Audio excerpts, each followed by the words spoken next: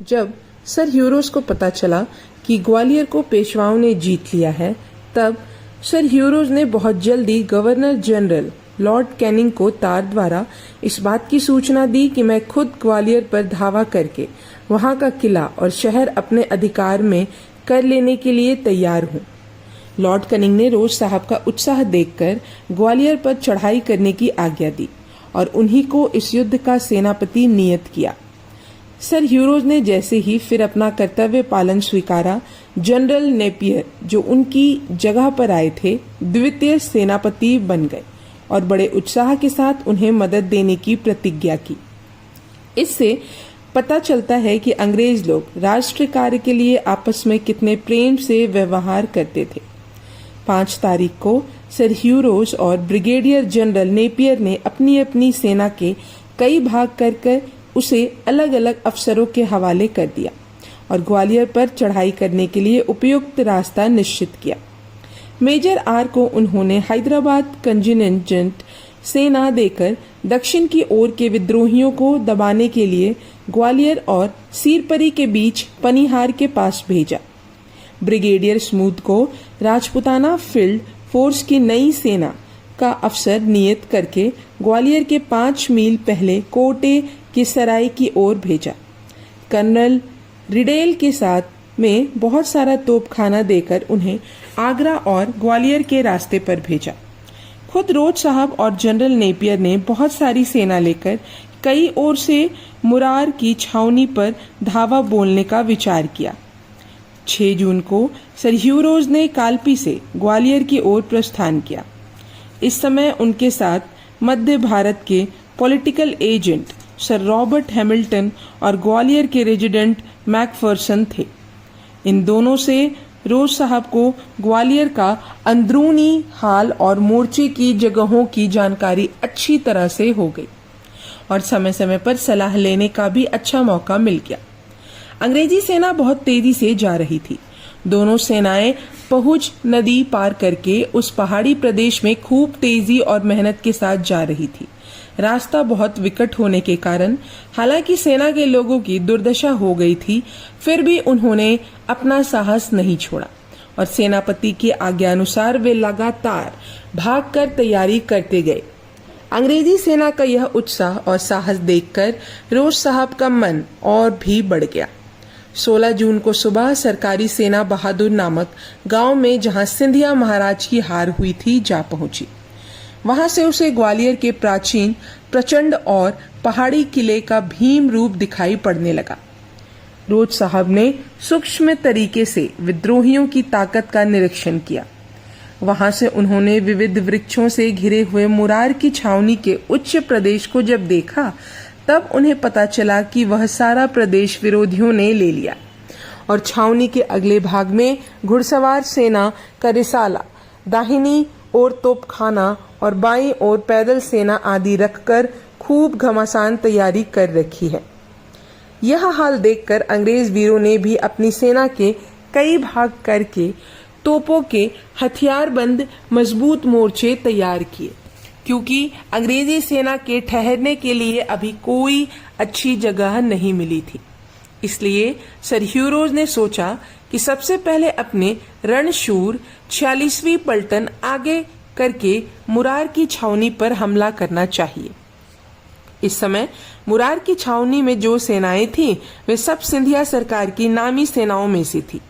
सिंधिया सरकार की दूसरी सेनाएं तोपखाने और खास रिसाले में विद्रोहियों के अधीन थे, परंतु राव साहब पेशवा और तात्या टोपे के अंधाधुन कारबार के आगे इन युद्ध सामग्रियों की ओर किसी का भी ध्यान नहीं था।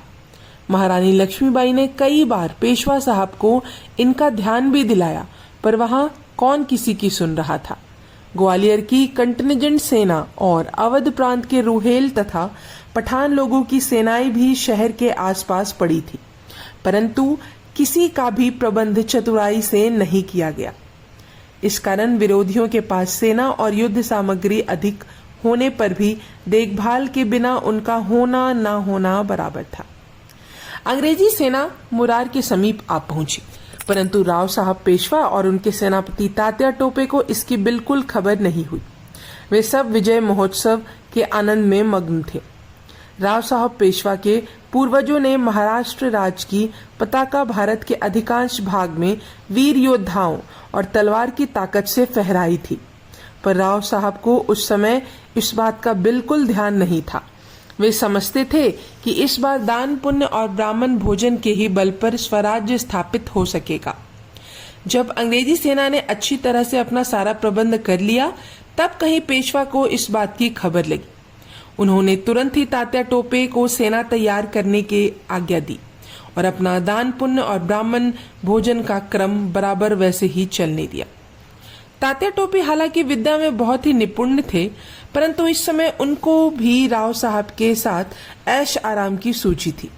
शायद वे समझते थे कि अब पेशवाई का जमाना फिर आ गया है, परंतु अंग्रेज लोग हमारे ऊपर चढ़ाई करेंगे, यह केवल उनका सिर्फ भ्रम था।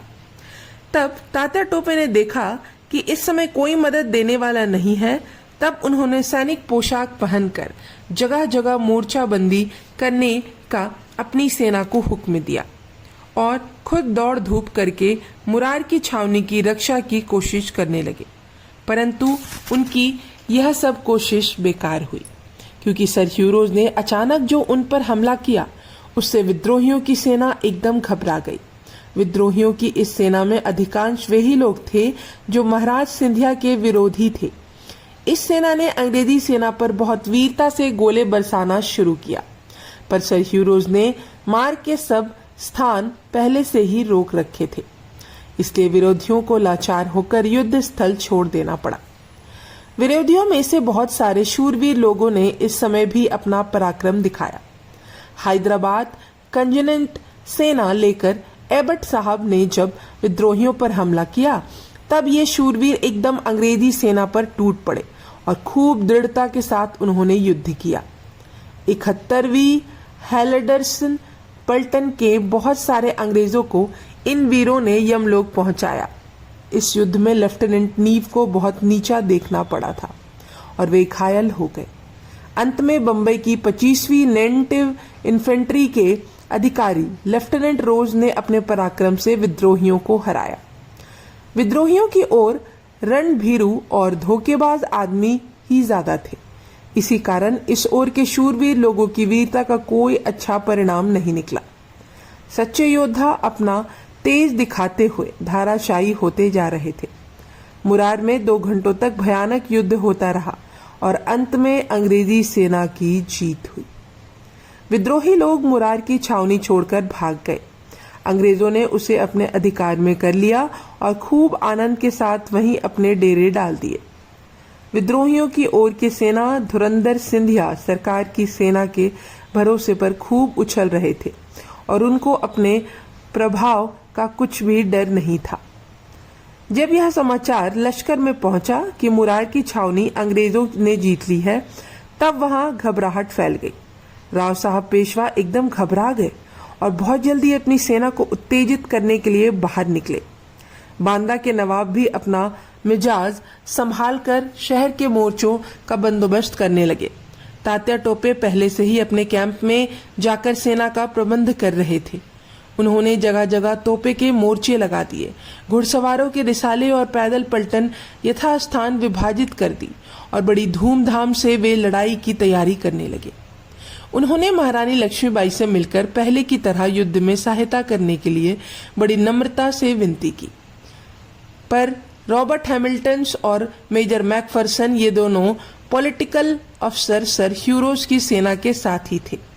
उन्होंने ग्वालियर की सेना का अंदरूनी हाल जानकर महाराज जियाजीराव को आगरा से बुलवा लिया और माफी का इश्तिहार देकर यह प्रकट कर दिया कि हम सिंधिया सरकार की तरफ से लड़ रहे हैं, अर्थात सिंधिया महाराज के अंग्रेजों की ओर होने के कारण विद्रोहियों से मिले हुए सिंधिया सरकार के सेना के अफसरों को लड़ाई के मैदान में आते ही अपने धर्म का ज्ञान हो गया।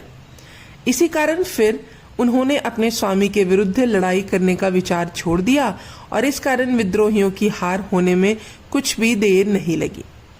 यह बात विशेष ध्यान में रखने योग्य है। इस स्वामी निष्ठा के लिए सिंधिया सरकार के इन सरदारों को कौन तारीफ नहीं करेगा। महारानी ने सेना की व्यवस्था करने के लिए पहले ही बहुत अच्छी सलाह दी थी, परंतु पेशवा साहब उस समय पेशवाई की पुनर्स्थापना करने के महोत्सव में मग्न थे। उन्होंने कर्म सिद्धि के दुर्लभ को समय ऐश्वर्य उपभोग के सामने नष्ट कर दिया। राव साहब पेशवा की इस आत्मनाशक कार्य से महारानी को बहुत दुख हुआ। उनके सब मनोरथ एक प्रकार से मुरझा से गए। परंतु जब तात्या टोपे ने उदास मन और दीन आवाज से महारानी से प्रार्थना की, तब उनका हृदय भर गया। उन्होंने तात्या टोपे से कहा कि आज तक हजारों उपाय करके जो मेहनत की गई, उसको अब कोई फल निकलता हुआ दिखाई नहीं पड़ रहा है। ऐन मौके पर हमने जो सलाह दी वह पेशवा के दुराग्रह और विजय रंग के कारण बेकार हो गई। अंग्रेजी सेना सिर पर आ गई, फिर भी अपनी सेना का अभी कोई प्रबंध ही नहीं किया गया है। ऐसी हालत में उनसे सामना करके हम लोगों को यश की आशा रखना व्यर्थ है। फिर भी ऐसे समय धीरज छोड़ना भी अच्छा नहीं है। आप लोग अपनी सेनाएं युद्ध के लिए तैयार कीजिए। चारों ओर अपने चतुर सरदारों द्वारा बंदोबस्त करके शत्रुओं को रोकिए। मैं अपना कर्तव्य पालन करने के लिए तैयार हूँ। आप अपना कर्तव्य पालन कीजिए। महारानी के ये उत्साह भरे बात सुनते ही तात्या टोपे का तेज भड़क उठा और उन्होंने हर्षपूर्वक उनकी बातें स्वीकार कर ली। इसके बाद वे महारानी को ग्वालियर की पूर्व ओर की रक्षा का भार सौंपकर खुद दूसरी सेनाओं का बंदोबस्त करने लगे। महारानी लक्ष्मीबाई ने इसे अपना अंतिम युद्ध समझकर अद्वितीय रणोत्साह से बहुत जल्दी अपनी सेना की जंगी तैयारी शुरू की। इस विषय में अंग्रेज लेखक ने letter from Bombay correspondent Time अगस्त 3, 1858 में लिखा है।